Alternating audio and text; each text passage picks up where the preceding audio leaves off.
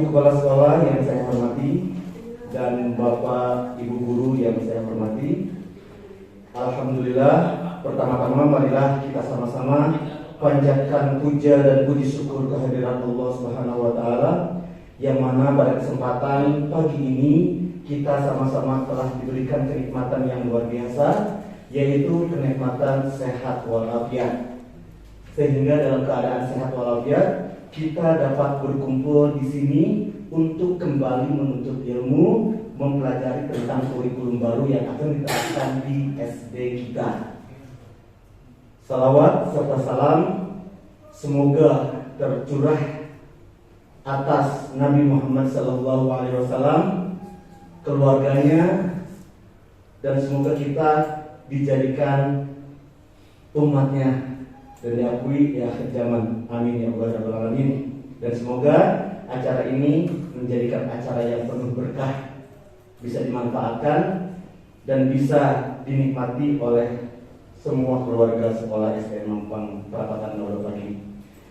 Bapak Ibu yang saya hormati, dari hasil pengalaman kami selama pelatihan tentang sekolah penggerak, banyak sekali ilmu yang kami dapatkan. Banyak sekali manfaat yang kami rasakan. Walaupun belum diaplikasikan, tapi selama kegiatan pelatihan banyak sekali kesan-kesan yang begitu baper. Kesan-kesan yang begitu bisa bermotivasi buat kita disampaikan kepada Bapak dan Ibu. Untuk itu sangat penting Bapak dan Ibu guru untuk mengetahui perkembangan perubahan kurikulum yang akan diterapkan di sekolah kita, khususnya umumnya seluruh Indonesia ini. Ya, insya Allah nantinya. Dan pada kesempatan hari ini yang kita sebut dengan IHT, tolong koreksi Miss Dewi, in-house training, right? Right ya? Nah, that's right. Seperti itu, jangan tegang, ya Bu, saya yang tegang sebenarnya. Grogi. Ya nggak apa-apa, kita share. Untuk mewujudkan visi pendidikan nasionalnya itu apa yang dilakukan? Yaitu pemerintah sudah akan penggantian pun ya dilaksanakan melalui MB1, MB2 itu adalah Merdeka Belajar. Jadi mempromosikannya kan suka ada yang kegiatan Merdeka Belajar 1 sampai Merdeka Belajar 2. Jadi pembahasan tentang visi pendidikan Indonesia ini dilakukan oleh kementerian, bahkan Menteri Pendidikan kita sekaligus yang menyampaikannya di kegiatan Merdeka Belajar itu. Merdeka Belajar 1 itu dilaksanakan mengenai dibicarakan tentang penggantian UN. Ya, jadi sekarang di jenjang sekolah dari tingkat SD sampai SMA sudah tidak ada yang namanya ujian nasional, tapi adanya asesmen nasional. Ya, adanya apa? Asesmen atau adanya sekarang ujian sekolah, sudah tidak ada ujian nasional lagi atau UN. Kemudian pembahasan yang kedua dalam mempromosikan, dalam arti ya maksudnya mensosialisasi visi pendidikan Indonesia itu sudah dilaksanakan Merdeka Belajar tentang kampus merdeka. Ya, kampus merdeka di situ saya pernah mendengarnya. Kampus merdeka itu di setiap siswa di semester berapa itu dia bisa lintas program bidang studi gitu loh. Saya pernah mengikutinya. Jadi di semester berapa siswa tidak belajar sepenuhnya dengan materi-materi di bidangnya sendiri, di bidang studinya. Karena misalnya bidang studi bahasa ya, pelajarannya ini, tapi dia nanti akan lintas mengambil satu semester di program yang lain gitu. Jadi paling tidak mengenal. Nah, kemudian Merdeka Belajar yang ketiga yaitu mengenai penyesuaian kebijakan dana BOS. Jadi dana BOS itu digunakan untuk apa dan juga bisa mendukung untuk kegiatan kurikulum baru ini, ya, kurikulum merdeka. Kemudian yang keempat adalah program organisasi penggerak. Nah, ini program organisasi penggerak. Kemudian yang kelima, Merdeka Belajar yang kelima, materinya adalah tentang sekolah penggerak. Ini bisa Bapak Ibu searching di YouTube misalnya Merdeka Belajar kegiatan-kegiatan pantai, pemanfaatan pantai. Jadi nggak begini, pelajaran di kurikulum pantai mempelajari tentang pemanfaatan yang ada di pegunungan seperti itu. Jadi zona alam seperti itu. Terima kasih Bu. Oke, next. Terima kasih Pak Ijal yang sedikit tambahan dari narasumber kita tadi bahwa adaptasi kurikulum itu kita lebih ke zona. Kalau dalam kurikulum Merdeka Belajar itu disebutnya kodrat ya Pak ya, kodrat alam dan kodrat zaman. Jadi kita mengikuti perkembangan siswa itu menurut dua kodrat. Kodrat alamnya si dosen ini tinggalnya di mana? Jadi kita nggak bisa samakan tempat tinggal siswa yang di perkotaan dengan siswa yang di pedesaan itu tidak bisa menyamakan kurikulumnya. Yang gitu ya Pak Ijal ya. Kodrat. Ya, kalau gitu. Itu yang kedua tadi kodrat apa tadi? Kodrat zaman dan kodrat alam. Itu kodrat zamannya. Tadi seperti yang pertanyaan sebelumnya tadi, bagaimana sih perkembangan teknologi di saat anak ini belajar gitu kan? Kayak kita sekarang nih lebih ke digital lah. Berarti kan itu kodrat alamnya. Kodrat zaman ya Pak? Iya kodrat zaman.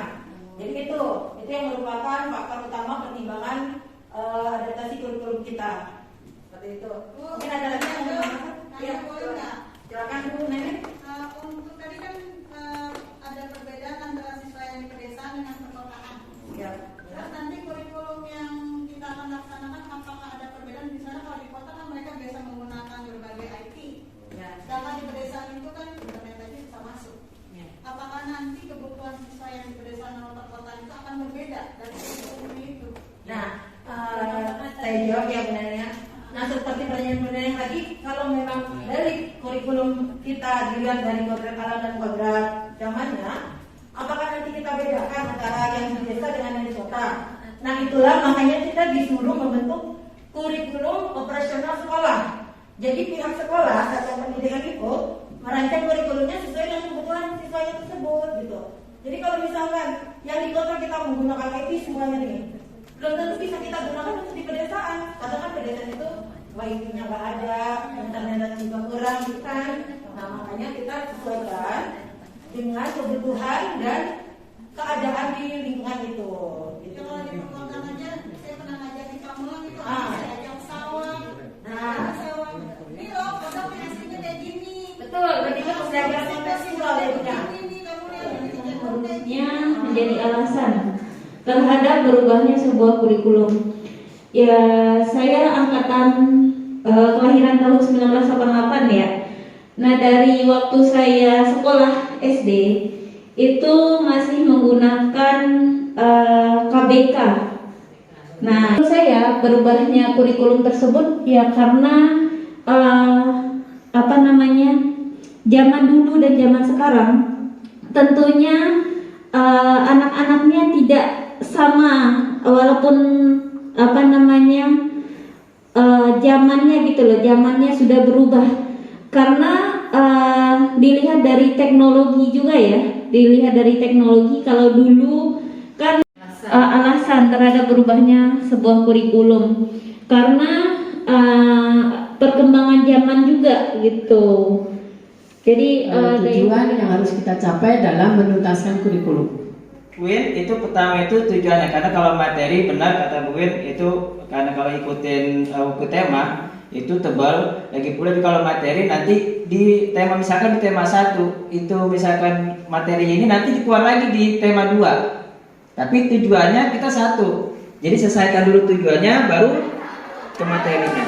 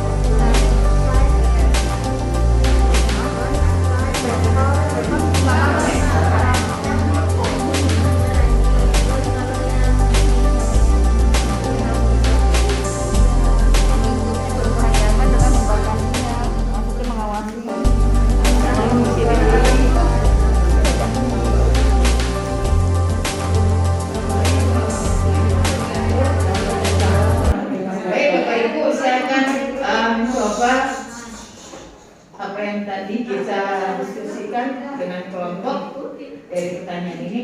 Pertama, cara mendapatkan informasi belajar.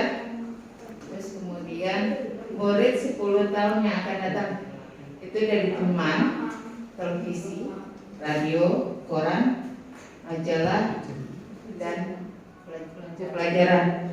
Kemudian untuk yang saat ini dari internet. Kemudian yang selanjutnya cara mengerjakan tugas-tugas yang diberikan menggunakan buku tulis untuk pelajaran. Terus untuk saat ini menggunakan laptop atau gadget. Kemudian teknologi yang sering digunakan 10 tahun yang lalu ada radio dan televisi. Untuk saat ini sama dengan yang tadi laptop dan gadget. Kemudian cita-cita atau pilihan profesi. Biasanya kalau saya jadi polisi, jadi ustadz atau ustadzah, jadi presiden, jadi tentara seperti itu. Sekarang untuk perkembangan sekarang jadi blogger, jadi youtuber, jadi gamer seperti itu. Kemudian selanjutnya permainan yang sering dimainkan ada congklak, kelasing, gundu, kelereng, tapak kuno, itu juga mungkin main layang-layang ya. Kemudian untuk saat ini permainan macam-macam game. Nah, biasanya punya anak nih paham nih game-game seperti ini. Kalau saya nggak paham, taunya game doang. Kemudian selanjutnya bagaimana anak jadi tidak mengetahui permainan tradisional dan tidak mengetahui sisi buruknya yang tidak diketahui. Seperti itu saja. Kemudian kita menjadi perubahan kurikulum, bagaimana Bapak Ibu menyikapinya? Menjadi pusing tentu. Apalagi yang ada sosialis kurikulum merdeka. Saya gini, wow, kurikulum apa lagi nih? Kemarin aja belum paham gitu kan? Sekarang muncul lagi. Jadi pikiran saya itu pertama kalau ada Ya baik, assalamualaikum warahmatullahi wabarakatuh. Ya, saya mewakili dari kelompok cewek kece ya. Nah, kita mendeklarasikan diri sebagai cewek-cewek yang kece ini. Kece badai nggak sih ya? Nah, dari hasil diskusi kita tadi, kita mendapatkan beberapa jawaban. Seperti yang pertama, mengidentifikasi hal-hal yang berubah pada murid kita 10 tahun yang lalu dengan murid kita pada saat ini. Contoh yang pertama itu cara mendapatkan informasi belajarnya. 10 tahun yang lalu murid-murid kita itu mencari informasinya melalui media cetak seperti koran, lalu buku, majalah, tabloid, bobo. Untuk media ya, untuk majalah kayak anak bobo, lalu ada yang remaja SMP SMA, gadis, aneka yes dan lain-lain. Bahkan di sini juga ada Bu, mata model aneka yes Bu. Izar, tapi nggak jadi yes karena ada Izar jadinya aneka no. Ya, lalu yang kedua ada media elektronik seperti TV dan radio. Yang ketiga dari perpustakaan kita biasanya menemukan ada clipping-clipping siswa-siswa yang sebelumnya, lalu hasil-hasil kumpulan-kumpulan tugas dari yang sebelumnya, ya clipping. Nah, sedangkan di era sekarang pada murid kita saat ini mencari informasi yang sekarang masih menggunakan televisi, yaitu pada pembelajaran ada ya waktu di pandemi kemarin ada yang materi bisa dilihat di TVRI. Tapi saya yakin kayaknya kalau nggak karena tugas, kayaknya nggak ada yang pernah buka TVRI, paling bukanya Indosiar. Indosiar paling buka nangis.